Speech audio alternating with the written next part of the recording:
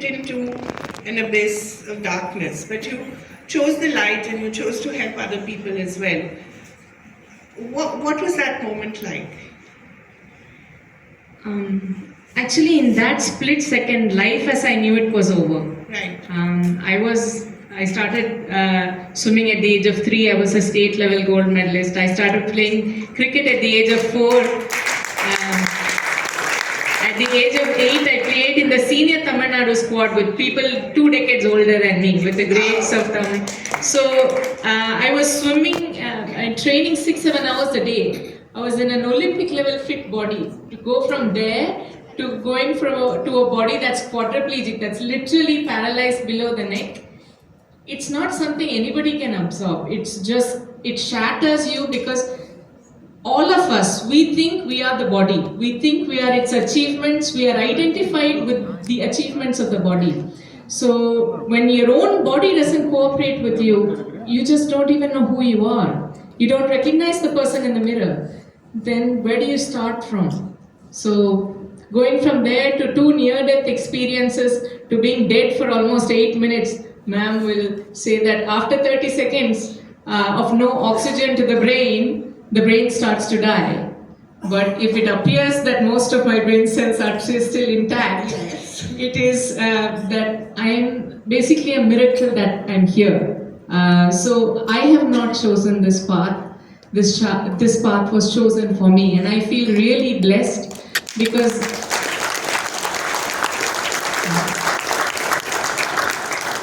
this Devi Award, it's more like ma'am said, it's the Devi, but for me, it's also that I saw all the photos there.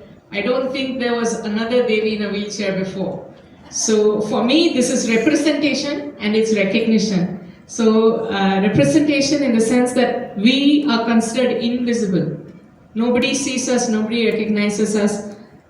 We are discarded and demeaned every day. Many of us, I started Soulfree, the organization I run today, because within a 3-month span of time, 2 paraplegic girls whose upper body was fine, they were cooking and cleaning and using their hands. They were told that they're a shame, a burden and a curse on the family, and poison was left next to them because they were ostracized by society. The family said, we are not being called to any weddings, we are not being called to functions, nobody is willing to marry your brother because they would be tied with you as an albatross around the neck. So just please die. So within 3 months, 2 girls died, and I said, this can't happen in India.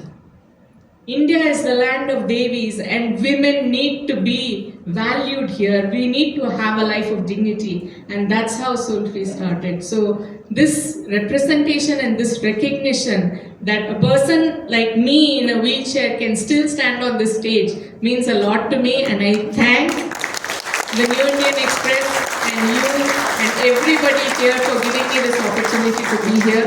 There's one more thing I want to say. Ma'am, a spinal cord injury can happen to anyone at any time, as you may know. There is no cure for it anywhere in the world, and there is no medical rehabilitation facilities at all, and it's not there in insurance also. In fact, there are many people in the US and all say, oh, I'm nothing more than a statistic. But in India, I want to say that a person in my condition doesn't even have the luxury of being a statistic. Because if I should say how many spinal cord injuries happened this year in Tamil Nadu, no statistics are available. There is no data, there is no central registry. In the government insurance scheme, there is no rehabilitation at all. So, ma'am, I'm not competing with anybody.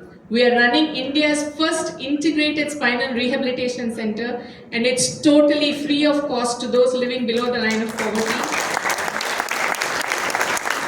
And we are supporting thousands of people who have suddenly become paralyzed. They were walking and talking, farmers who fell from trees, construction workers who don't have proper safety precautions, harnessing facilities.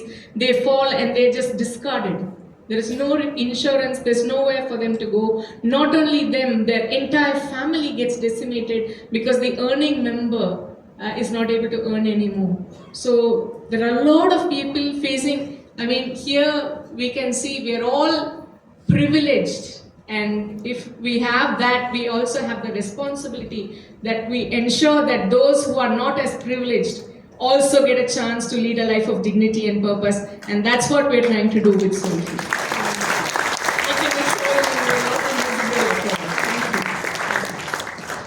Thank you.